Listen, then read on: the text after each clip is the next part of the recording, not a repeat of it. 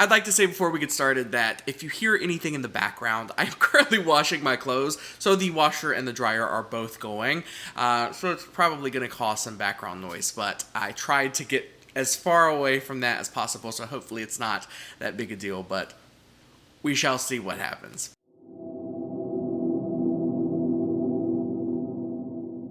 Hey you, welcome back to my channel. My name is Brandon, and today I have planned for you all a quarterly book haul, what I've collected throughout the first 3 months of the year of 2022. I also purchased quite a few books as ebooks and audiobooks during the quarter as well, but I will not be going over those. This is just strictly for my physical books because we'd be here all day if it was the ebooks and audiobooks. But without further ado, I'm just gonna hop on in. I've separated the book haul into two categories. The first category consists of the books that I bought full price, like from a bookstore or Amazon or something like that. And the second category consists of those books that I bought from my local used bookstore. So all of these books were relatively cheap, and a lot of them I got with credits from selling other books. I'm really excited to show you all of these books, but I'm going to start with the first category, the books I bought full price, because I feel like those are a bit more predictable. They're newer releases, or they're things that have been trends on Book Talk or BookTube or Bookstagram, and so they're, you know, a lot more familiar to you all, whereas the others are probably going to be some things that you probably don't see as often on BookTube for the most part, because again, it's kind of at used bookstores, it's kind of, you get what you can find. So the first book that I'm going to talk about is Vladimir by Julia May Jonas. I've already discussed this book because I read it in March of 2022. I haven't shared my review yet on YouTube. However, I did mention in my last wrap up that I was currently reading this and enjoying it. So I'll be posting my March wrap-up quite soon, so you'll get to hear more of my thoughts. However, for those of you who are unfamiliar with Vladimir, this book follows our main character, and she is an English professor at the college, as is her husband. But recently, her husband's been in a lot of hot water because a lot of his female students are coming forward to talk about their experiences with him sexually and how he coerced them and manipulated them into these sexual relations. And our main character is very unlikable because a lot of the time she is putting the blame on these girls. And so we're following her experience and her coming to terms with what exactly happened, as well as her own personal feelings when Vladimir, a young novelist, starts to work at the school as well. So Vladimir and our narrator strike up an unlikely friendship that may or may not go further. And I will just say that this book ends in a way that you don't see coming. It's a very interesting book overall, and I could see why a lot of people love it, and I can also see why a lot of people hate it. But like I said before, you'll have to stay tuned for my specific thoughts on Vladimir when I do my March 2020 wrap-up. The next book that I have to show you is Lie With Me by Philippe Besson, and this book is one that I got at Target. I saw it and was like, that really looks beautiful, and then a few days later I saw like a TikTok of someone talking about it, and so I was like, okay, I guess I should check this book out. I went back to Target, I bought it, and it's relatively short. It's only 148 pages, and the writing in it is relatively, oh, let's see if you can focus, is relatively large. The text itself is relatively large and spaced out, so I think this will be a quick read. However, for those of you who are unfamiliar with what Lie With Me is about, I'd first like to say that this is a translated text, right? It originally was written by Philippe Besson, and it was translated by Molly Ringwald, who is the main character in 16 Candles and The Breakfast Club. So very, very interesting already. But basically this story follows our main character, Philippe.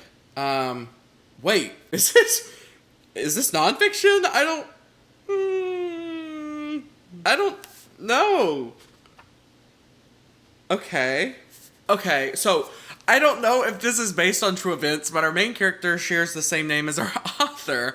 And basically, in a hotel in Bordeaux, our main character, Philippe, sees someone who resembles his first love. And then he kind of just recounts all of those memories that he has with his first love because they've inspired so many of these stories, the novels that he has written. And he just kind of reminisces on what that relationship was and how it impacted him. Again, it's a super short text, so I'm excited to get to it. I'm really excited to find out whether or not this is like based in reality or if it's fiction. We'll have to find out, and I'll let you know. Some of you might let me know in the comments if you've read it, but I am excited to get to this one very soon. And like I said, because of how short it is, I'm sure I'll pick it up sooner rather than later with how I love, short fiction. So I'm excited for this one. All right, so the next two books that I bought are a part of a series. I've already read both of them, and that series is, okay, this is gonna be strange, but it is Dick Fight Island. Okay, so I have volume 1 and volume 2. These mangas, as you all may be familiar, are quite, I don't know if I just showed you something. Okay, no, that page was good. We're good. But this, that was not. So basically, for those of you who don't know, Dick Fight Island is a manga series where, I don't even want to explain it. Oh, people in my real life watch this, and this is going to be really hard to explain.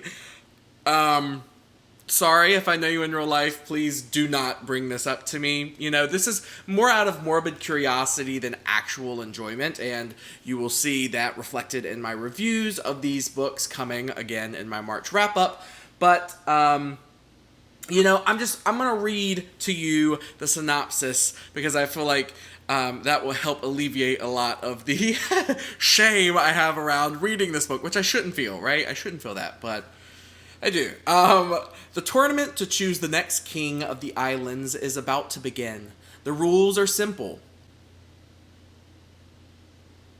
I thought I could do it. Okay, basically, I'll just say it is a gay, erotic manga series, and it's a competition all around that eroticism.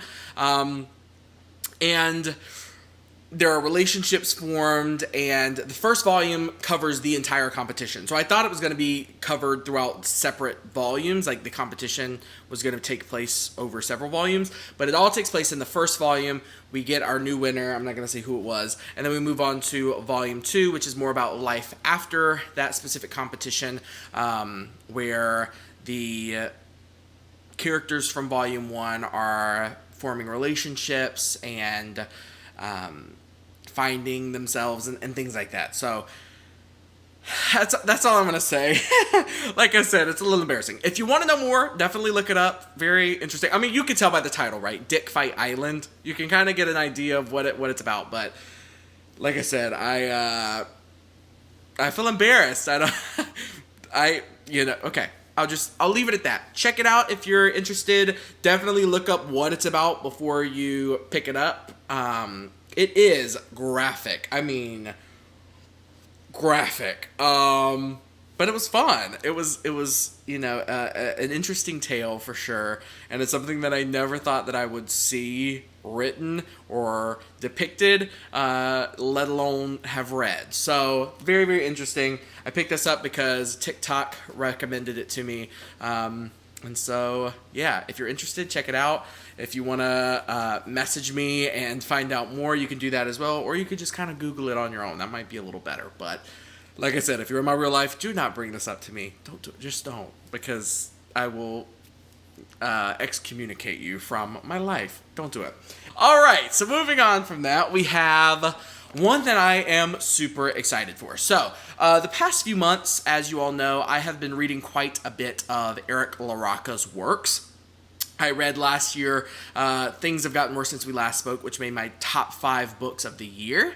I read The Strange Thing We Become and Other Dark Tales, as well as an arc of his upcoming release, We Can Never Leave This Place. All 3 of these tales were very interesting. I adored 2 of them. I liked one of them. If you want to find out which one I liked instead of loved, you can check out my last video, my January and February wrap-up, where I talk more about it. But because I am in love with Eric LaRocca's horror, I was super excited when he Beyonce'd a book, just like she did Lemonade. He released You've Lost a Lot of Blood. First of all, I adore this cover. I'm glad that it kind of looks similar, like in the same vein to Things Have Gotten Worse Since We Last Spoke. And I'm glad I got my hands on this copy before it kind of sold out on Amazon. It sold out for a minute. It's back up now. You're all good. It's not like Things Have Gotten Worse Since We Last Spoke and The Strange Thing We Become Another Dark Tales, because those were they're going to be combined into one text, and so we had to, take off the other ones. Anyway, You've Lost a Lot of Blood by Eric LaRocca is one that I'm unsure about the premise. Like, I don't know what this is about. I'll read you the tagline on the back. It says, "Each precious thing I show you in this book is a holy relic from the night we both perished. The night when I combed you from my hair and watered the moon with your blood. You've lost a lot of blood." Okay, so that's it. That's all I know. I do know it's got some like mixed media in here. I mean, we've got some images, but I think these images are kind of just to separate sections of the book. But it looks like we've got some like newspaper articles, some poems, some chat room messages or text messages of some sort. So I'm really interested to get into this one. It's a bit longer than the other books that I've read by him, so I'm extremely excited to get to it and find out just exactly what it's about. I've been kind of holding off on it. I wanted to read it as soon as I got it, but I've been holding off on it because I'm nervous. Like I said, I love two of his works, and then one was just kind of like middle of the road for me. And I don't want this to be middle of the road or bad. And so I just want to love it, and I feel like I want to wait for my expectations to die down a bit before I hop into this one. But I have said it before, I think Eric LaRocca is, I was going to say up and coming, but I don't think he's even up and coming anymore. He is a horror aficionado. He is well respected in the horror sphere, and I'm just so excited to have the chance to read some of his books. I still need to go back and read a few of his backlog titles, but so far what I've read, I've been impressed with, even if I haven't loved the text entirely. So definitely check this out if you are interested. It's a horror, obviously. But yeah, this is You've Lost a Lot of Blood by Eric LaRocca. Alright, and the last book that I bought that was full price from Amazon, this one was, I have a book that I also received an ARC for. I read the ARC, I read like part of it before the book was actually published, and then I finished it after the book was finally published, and that is The Book of Queer Saints, which was edited by Mae Murray and has a foreword by Sam Richard. This is a collection of queer horror stories written by queer authors, and when I heard about it, I was immediately like, yes, of course, because it mixes my two favorite things. Two of the biggest genres that I read are queer books and horror books. So when we can blend the two, I love it even more. That's another reason I love Eric LaRocca's works. But the Book of Queer Saints collects stories from Haley Piper, Eric LaRocca, Joe Koch, James Bennett, Perry Ruland, Nikki R. Lee, Joshua R. Pangborn, K.S. Walker, George Daniel Lee, L.C. Von Hessen, Briar Ripley Page, Eric Raglan, Bell Tolles, and as I said before, it is edited by Mae Murray and forwarded by Sam Richard. So I have really enjoyed reading this. Again, I'm going to hold off on my thoughts, but this was a very interesting book.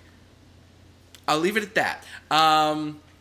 We've got stories about like aliens. We've got stories about ballet and the horrors there. We've got stories about like sea creatures. We've got stories about murder and things like that. So it's got everything you could want. I promise you it is well worth it. So definitely go and pick up the Book of Queer Saints, especially to support all of these queer authors. I am so excited that I have this collection because I'm able to go to all of these authors on Goodreads and find their actual works, like their own works, and read that and support them that way. So this could not have been a better book for me. So yeah, check out Book of Queer Saints, edited by Mae Murray. All right, so now we're going to get into the books that I bought at my local used bookstore, McKay's, here in Greensboro. So there are 13 of these books, so I'm going to kind of get through them as quickly as possible. The first book that I have here is Rosemary's Baby by Ira Levin. First of all, I just love this cover. I think it is so cute, and it's got these like green stained pages, and then there's Ira Levin on the back. But I don't know a lot about Rosemary's Baby. I know that the film and the book itself is one of the horror classics, right? Like, I need to check it out. So I want to read it before I see it. From what I understand, it's about this woman who gives birth to a child, and it might be the Antichrist, or there's just something weird going on with the kid and where they live, and she's trying to piece it all together. So I'm really excited about this one, but I also bought another book by Ira Levin, The Stepford Wives. This book is basically about a woman and her family who move to a suburban neighborhood called Stepford, and everything seems to be perfect, but maybe a little too perfect. And there are these evil forces underlying the entire neighborhood. And so our main family experiences these firsthand. This one is super short. Let's see. It's only 120 pages. Super quick read, so I'm excited to get through this one. And I'm excited to get to both of them because, like I said, I've heard amazing things. So I hope they can live up to the hype. All right, so the next 3 books that I bought from my local used bookstore are all by the same author. We have Peaceable Kingdom, The Lost, and Red, all by Jack Ketchum. I already own 2 Jack Ketchum novels. I own The Girl Next Door and Off Season, but I saw these for super cheap. They were like less than $1 a piece, and I've heard really good things about his writing. I still haven't read any of them, so I probably should get on that, especially now that I own 5 of his works. Peaceable Kingdom intrigued me the most just because it's a group of short stories. You all know I love short fiction, so I'm really excited to get to this one. But The Lost by Jack Ketchum is basically about a group of friends who go out into the woods. They go camping. One of the friends goes and murders 2 people, and the other 2 friends kind of feel scared and they don't know what to do. But years later, he kind of comes back to get them for something. I'm not entirely sure. I kind of want to go into this one not knowing a whole lot because we already know the inciting incident, which I'm sure would have been a shocker had I not read that synopsis. But yeah, I'm really intrigued by this one as well. And the last one we have is Red. Is about a group of 3 young boys who get together and murder an old man's pet dog. Out of nothing but spite. They just kill this dog.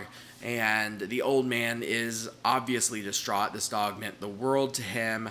And so this is a revenge story about him enacting his revenge on these boys for killing the one thing in his life that he truly loved. And this one intrigued me a lot because it sounds like it's going to put the reader in the shoes of this older man. And you know, if someone, I don't have a dog, but if someone killed my dog, I would be upset, obviously. Of course, that's like a valid emotion. But taking it to the length that this old man does, while some people may fantasize if they were in this situation, I don't know many people who would enact it. So this is going to be interesting to read. I don't know how I'm going to feel about this one, but I'm excited to hop into it nonetheless. All right, the next 2 books that I have are also by the same author, and they're from the same series. So I saw both of these books at the used bookstore, and they were 25 cents each. I couldn't pass them up. I've talked before about my want to read like 80s and 90s like cheesy horror books. And when I did go on a hunt for them last time, I found the Amityville Horror, which wasn't a cheesy book that I was looking for, but it ended up being one of my favorite books of the year. Actually, no, it was my favorite book of the year that I read it in 2020.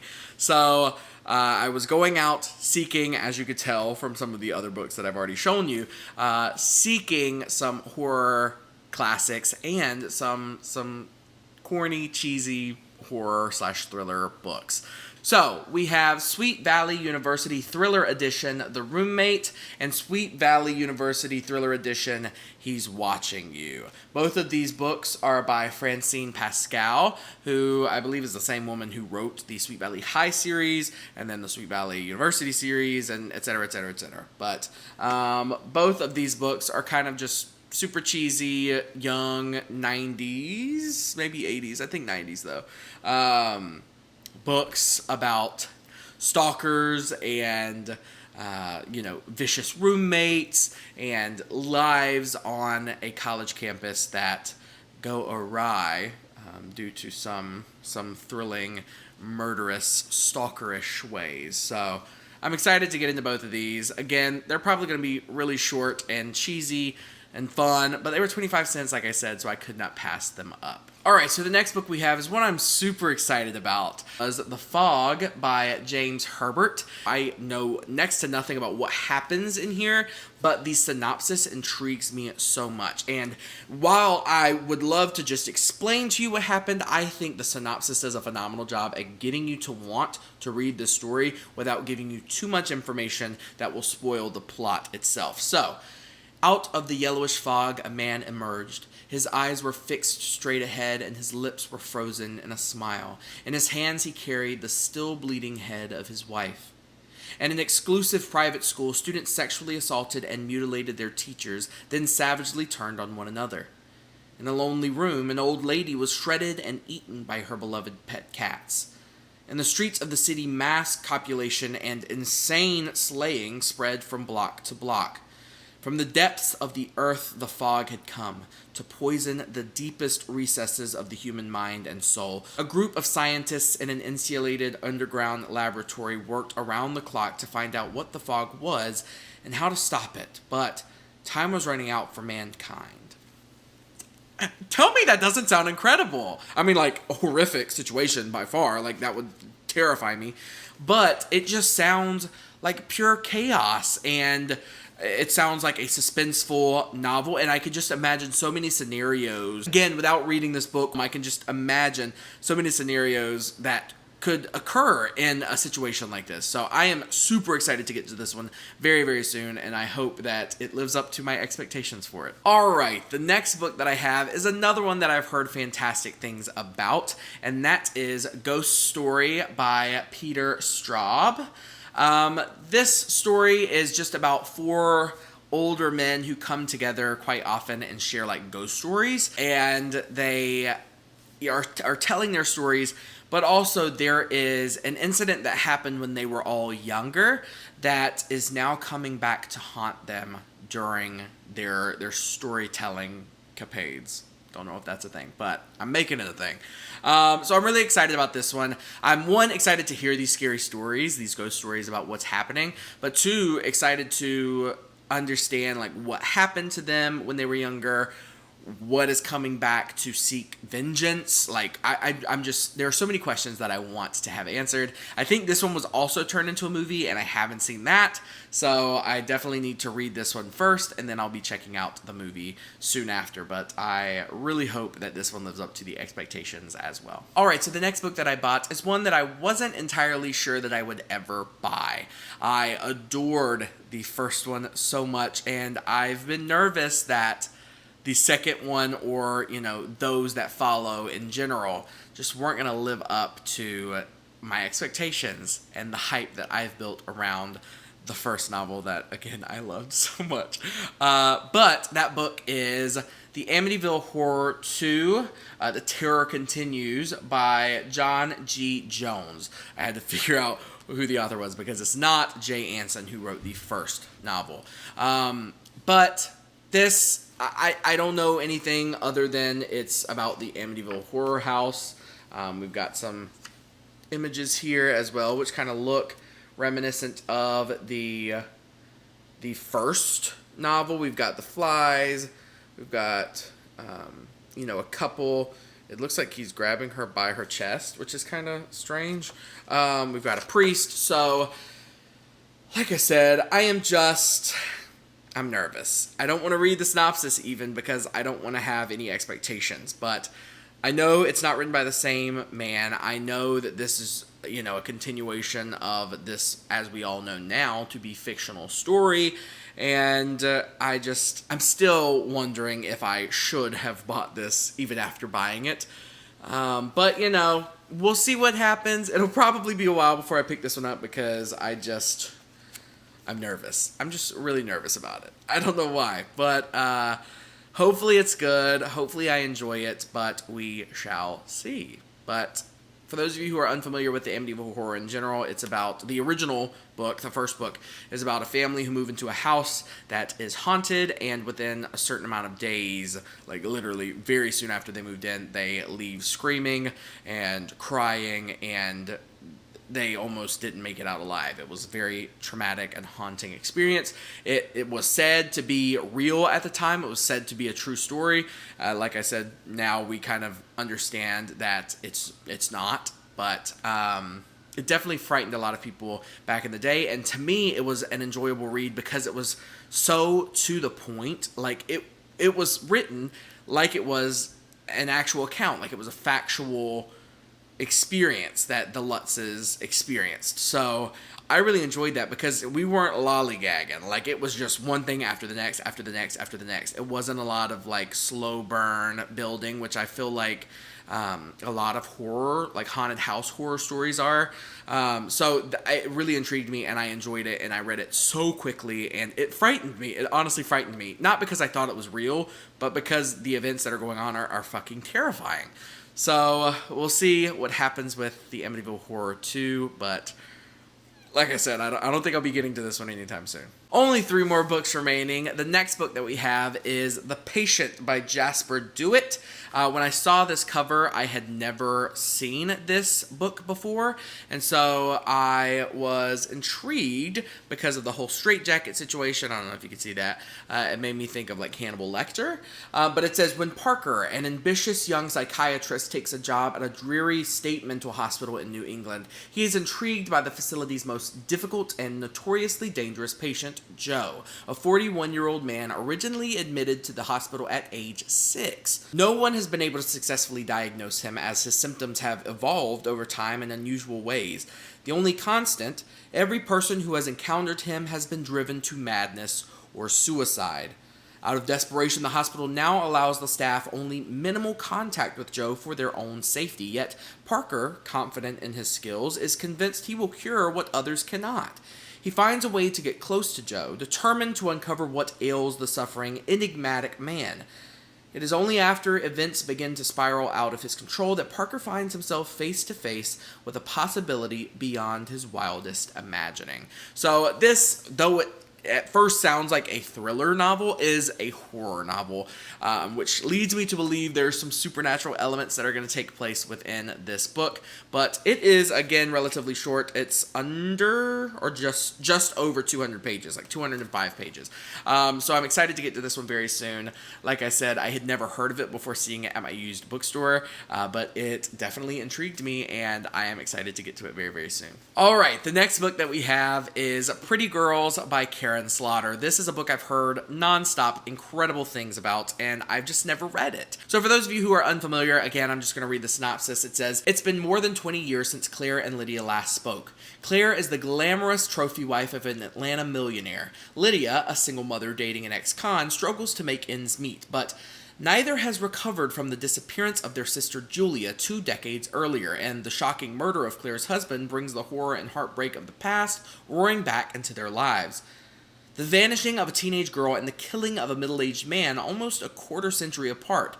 What could connect them? As they form a wary truce, the surviving sisters unearth the secrets that destroyed their family all those years ago, and find the astonishing truth where they least expect it.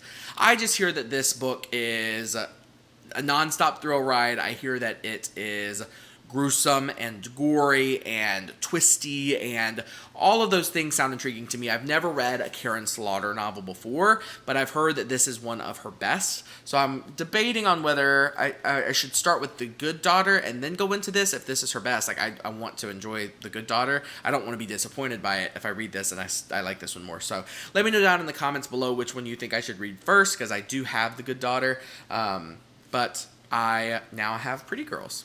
Alright, so the last book that I have is one that I was shocked to see at my bookstore, and for $10, like super cheap. This book literally came out days before I found it and bought it.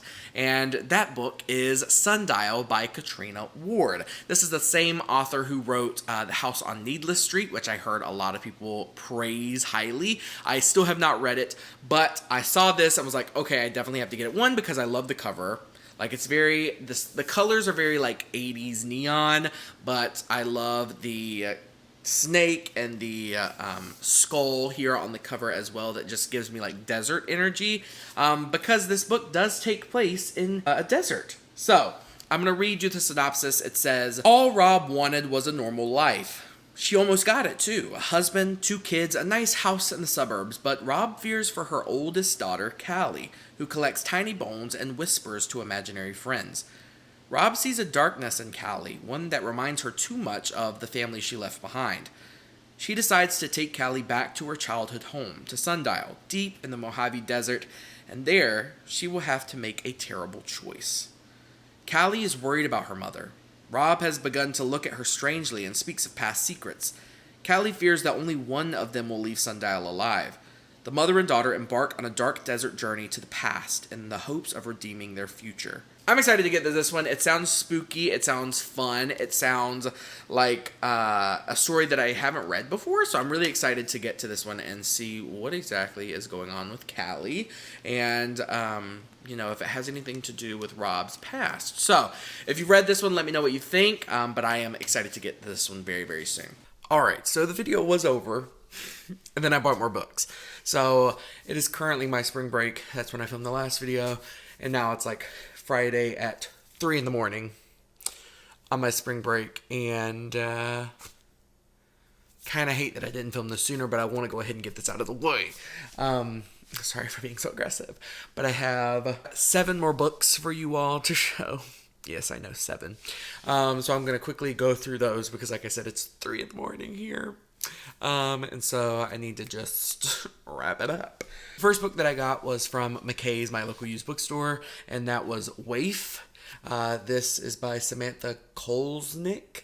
And this was $2, so I obviously had to buy it. I've been wanting it for a while. It is a short queer horror novella, so I'm more than excited to get to it. But basically, it's about this woman who kind of gets wrapped up in like underground pornography and back alley plastic surgery world. But she starts to get some help from a queer gang called the Waifs, which is where the title comes from, I assume. And so our main character is forced to make a decision between her unhappy upper class life and the treacherous world of underground film. So I guess we'll see what exactly it's about. It's exactly 100 pages long, so it should be a pretty quick read. But like I said, I was super stoked that I saw this at my local bookstore for $2 after I've been wanting it for so long. So definitely worth the wait. I think it's so great. I wish it didn't have the Grindhouse logo here on the front. Instead, you could just kind of have it on the side and on the back, which it does as well. So I just don't really see why this was necessary. But still excited for it nonetheless. Alright, so the remaining 6 books I got from Scuppernong's Books, which is my local indie bookstore here in Greensboro. I went to the bookstore during my spring break reading vlog, so you will see that very, very soon. and I got some books. So, the first one that I have is Grumpy Bear by Slade James. Now, I have already read this. I read the Kindle edition as well as the 3 novellas for the series, as well as you all saw me talk about in my January and February wrap-up, and you'll see me talk about again in my March and April wrap-up that I'm going to do very, very soon because it's too late to just do a March wrap-up. So, I'm going to wait until the end of April and do a conjoined wrap-up again. But basically, this book follows our main character, Luke. Yes. So Luke is an aspiring musician, and he gets a job at bear camp thanks to the help of a guy that he met the night before at a bar. And basically, he doesn't have a place to stay yet in Georgia. And so he's kind of using this gig to kind of get a bit more money and make some connections with other queer people in the community so that he can kind of start off on the right foot in Georgia because he's pursuing music. But while at bear camp, he falls for our camp host, who is Sawyer, or otherwise known as Coleman. And they have like a very, very cute romance. It is steamy. There's a lot of steam in this book. This is probably the book with my favorite like steamy scenes. Fantastic. I love the cover as well. Obviously, what's not to love? It tells you exactly what to expect from this cover, but it's so great, and I love this series with the novellas that I've read so far, and I'm just so excited to read more novels from Slade James very, very soon, and I'm glad that I have this physical edition to add to my collection because, like I said, I really enjoyed reading it on my Kindle, but you know, when you enjoy a book, you just want to have the physical copy, and so I'm glad I was able to support the author by buying both editions of the book. But you'll hear more about this and my thoughts on it during my March and April wrap-up, but yeah, stay tuned for that. The next book that I have is one that I hadn't heard of before seeing it at the bookstore, and that was Bad Man by Dathan Auerbach. It says the author of Pen Pal, but I don't even think I've heard of the book Pen Pal either. But this just, first of all, the cover just caught my eye. I thought it was stunning. We've got this shopping cart, and then we've got blood trailing behind it, and just the big words, Bad Man. It looks like the scene from a movie, and I was all for it. I'm going to quickly read the synopsis because I think it could be a little convoluted.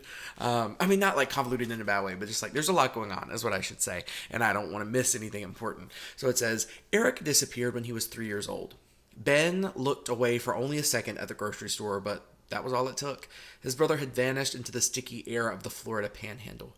5 years later, Ben is still looking for his brother. Now 20 and desperate for work, Ben takes a job on the night stock crew at the only place that will have him, the store that blinked Eric out of existence. Ben can feel there's something wrong there, with the people, with his boss, with the gratified Baylor that shudders and groans and beckons, but he's in the right place. He knows the store has much to show him, so he keeps searching. Except Ben misses the most important thing of all, that he should have stopped looking a long time ago. Sounds phenomenal. This is a longer horror novel, so I'm hoping that it can maintain momentum throughout. I haven't looked up reviews because I kind of want to go into this a little blindly. Like, obviously I know the synopsis, but I want to go in this without any preconceived notions of what to expect. And like I said, I had never heard of this book before on BookTube or Goodreads or anything, so I'm excited about it, and I'm hoping to get to it very soon, but it looks so cool to me. I love it, so I was excited to find this one there. The next book, again, is from Scumper Dogs, as is all the rest of these books, and we have Manhunt by Gretchen Felker Martin. This I have heard incredible things about. I've heard that it's great, but even before it was released, I heard a lot of hype around this book because it includes trans characters and it is a horror novel that's also like post-apocalyptic, I think. And so that's really all I needed to hear. Plus, I think the cover, again, is stunning. Like, that's a running theme with a lot of these covers. Like, it's just so good. So good. And again, I'm going to read the synopsis because I think I could do a better job than I can. Beth and Fran spend their days traveling the ravaged New England coast, hunting feral men and harvesting their organs in a gruesome effort to ensure they'll never face the same fate. Robbie lives by his gun and one hard-learned motto: other people aren't safe. After a brutal accident entwines the three of them, this found family of survivors must navigate murderous turfs, a sociopathic billionaire bunker brat, and awkward relationship dynamics, all while outrunning packs of feral men and their own demons. to me, it just sounds like a fun ride, and I love the idea that it's like a found family story, and it's these unlikely friends, and they're finding themselves together, and while fighting off these feral men, and to me, it sounds incredible. So I'm excited to get to this one very, very soon. This one's rather short. It's about, well, I mean, I guess an average page length. This is about 300 pages, a little less. But I'm hoping to get to this one very, very soon because this is one of my most anticipated releases for 2022. All right, so the next book that I have is one that I have been so excited for ever since I heard about this book, and that is True Story, What Reality TV Says About Us by Danielle J. Lindemann. First of all, I don't really love this cover. Like, it's not giving. But I am a reality TV connoisseur, so I just eat up so many types of reality TV. And so learning what it says about us as a society, as a group of people, as individuals, I think would be an incredible thing to read about. I obviously love nonfiction. And one thing I love about this particular book is that basically for the chapter titles, it is a quote from a well-known reality TV show, while in parentheses after the quote, we have what the focus of that chapter is. So first we have, don't be all like uncool, the self. Here for the right reasons, couples. Not here to make friends, groups. Kim is always late, families, and Sparkle Baby, childhood. And then part 2, we have I question your taste level. So that's about class. Who gon' check me, boo? That's about race. We're all born naked. That's about gender. Food, a drink, and a gay is about sexuality. And bad boys is about deviance. And then obviously there's a conclusion. But with reading that, I am genuinely so excited to see what exactly Danielle J. Lindemann has to say about reality TV and what it says about me. Because like I said, I have been consuming reality TV since I can remember. It's one of my favorite things to do when I get home is just to throw on a reality TV show.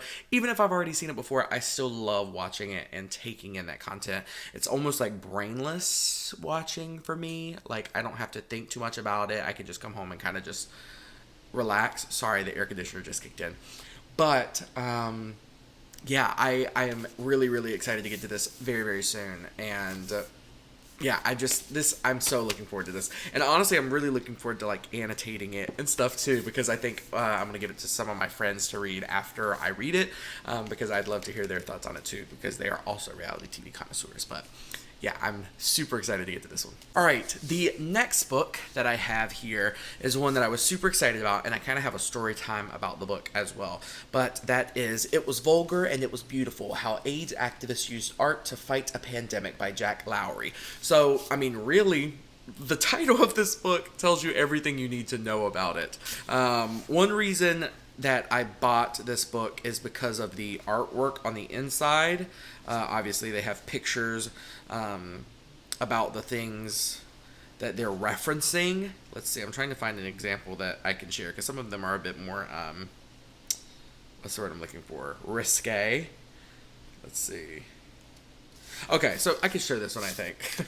So here's one of like a protest piece of art with, you know, queer people kissing, people of different races kissing, and so forth. So I'm really excited to get to this. So as a queer man, I love learning about queer history. I love learning about where my people come from and what so many other people died fighting for, and the lengths to which they would go for the equality that I have today. And while it's not 100% perfect, it is so much better than it was just, decades ago.